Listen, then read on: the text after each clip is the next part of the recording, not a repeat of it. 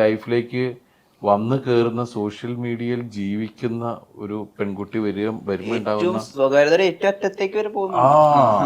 അത് കാണുന്നുണ്ടല്ലോ. അതെ, എല്ലാവരും കണ്ടല്ലോ അത്. അതാ പറഞ്ഞത്.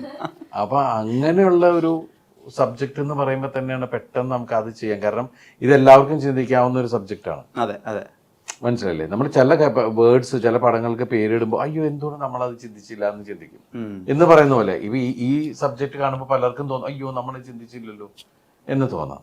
കാരണം നമ്മുടെ മുമ്പിൽ ഇതുപോലെ ഒരുപാട് ആൾക്കാരെ നമ്മൾ കാണുന്നുണ്ട്.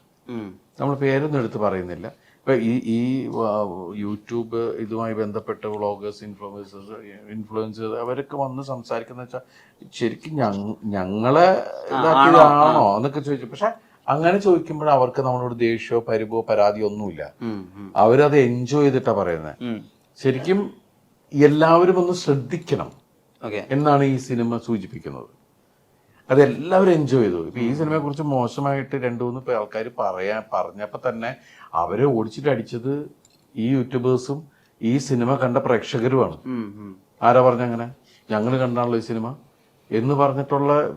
എനിക്ക് തോന്നുന്നു അടുത്ത കാലത്ത് എനിക്കങ്ങനെ ഒരു അനുഭവം ഉണ്ടായിട്ടില്ല. എന്റെ സിനിമ ഇത് കണ്ടിട്ട് കണ്ട ആളുകൾ പോയിട്ട് ബഹളം ഉണ്ടാക്കാന്ന് പറയില്ലേ, അതിനെ മോശം പറഞ്ഞു എന്ന് പറഞ്ഞിട്ട് സത്യം ഇതല്ല എന്ന് പറയുന്ന എന്ന് പറയുന്ന അത് എടുത്ത് പറയാൻ മനസ്സ് കാണിക്കാന്ന് പറയില്ലേ.